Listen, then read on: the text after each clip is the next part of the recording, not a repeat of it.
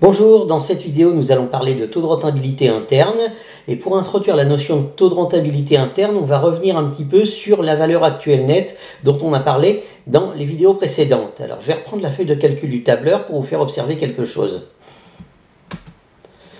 Alors voilà la feuille de calcul dans laquelle on avait calculé la valeur actuelle nette que vous trouvez ici ou là. On avait calculé de deux manières différentes et on avait calculé l'indice de profitabilité également. Alors, tout ça, on l'avait fait ces calculs sur la base d'un taux d'actualisation de 4%, c'est-à-dire que, voilà, on comparait l'investissement à un placement qui avait à peu près le même risque au taux de 4%. Le taux d'actualisation, il est estimé par un contexte externe au simple calcul de maths financière, il est estimé à l'aide de la conjoncture, il est estimé à l'aide d'indicateurs qui dépendent du marché. Et en gros, il n'est pas estimé par celui qui calcule la valeur actuelle nette. Si je veux caricaturer, je peux dire ça comme ça. Qu'est-ce qui se passe? Donc en fait, l'indice, le fait de savoir si mon projet est rentable ou pas, eh ben, ça dépend grandement du choix de mon taux d'actualisation. Qu'est-ce qui se passe lorsque je modifie le taux d'actualisation? Si je baisse le taux d'actualisation, si au lieu de 4%, je mets 3%. Vous voyez que tout s'ajuste, la valeur actuelle nette augmente. Donc si j'ai fixé un taux d'actualisation à 3%, en fait le projet me semble plus rentable.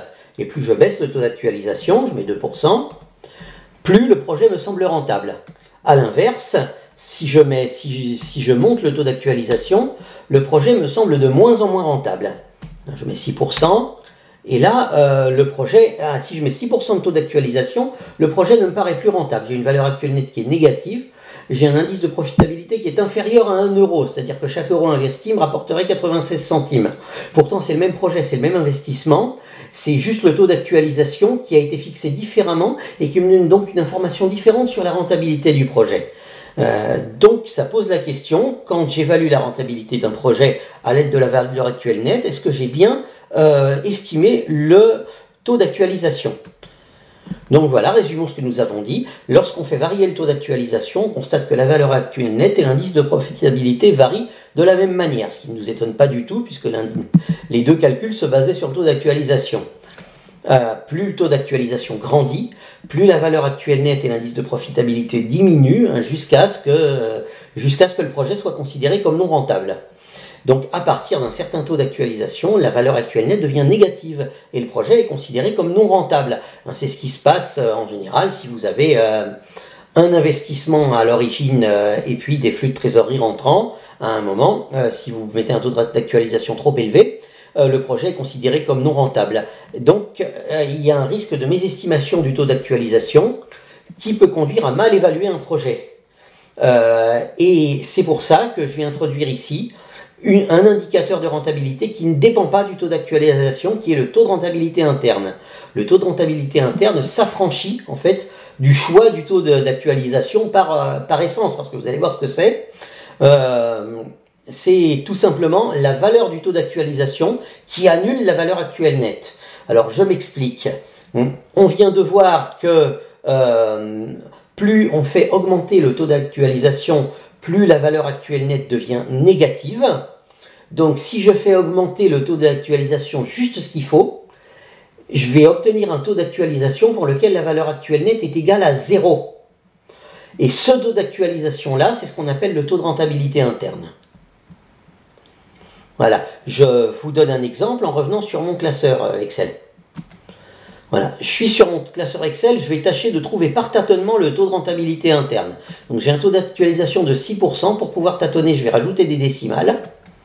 Donc j'appuie sur le bouton sur lequel on rajoute des décimales, et là j'ai une valeur actuelle nette négative, donc un projet qui n'est pas rentable. Et vous avez vu que si je mettais 5%, eh bien il était rentable. Et je vais pouvoir essayer de tâtonner, d'aller à mi-chemin. Par exemple, si je mets 5,5%, eh bien le projet n'est pas rentable, peu s'en faut. Uniquement moins 256 €, donc je vais faire baisser un petit peu, peut-être 5,4%, et vous allez voir que petit à petit, je vais m'approcher d'une valeur actuelle nette qui est égale à 0.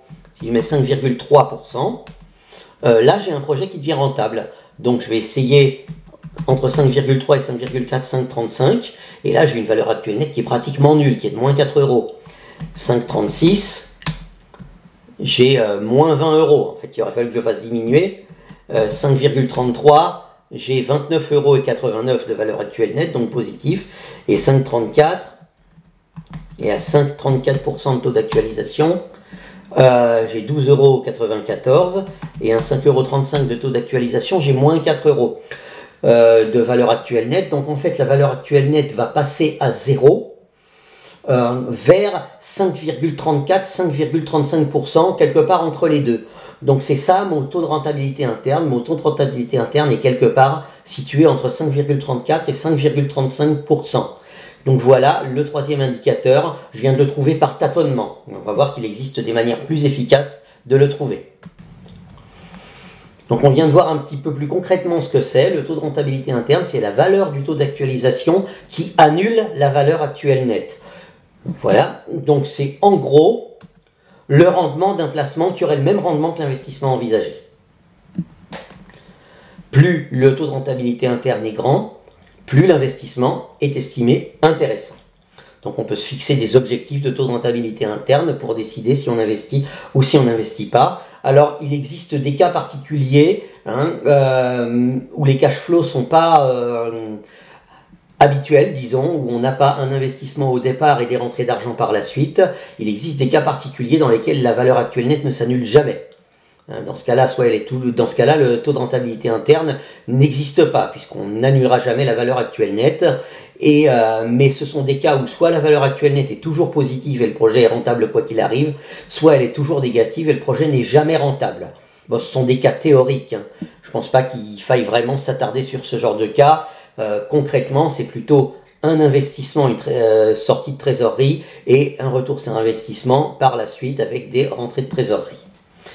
Donc comment concrètement on calcule la valeur actuelle nette?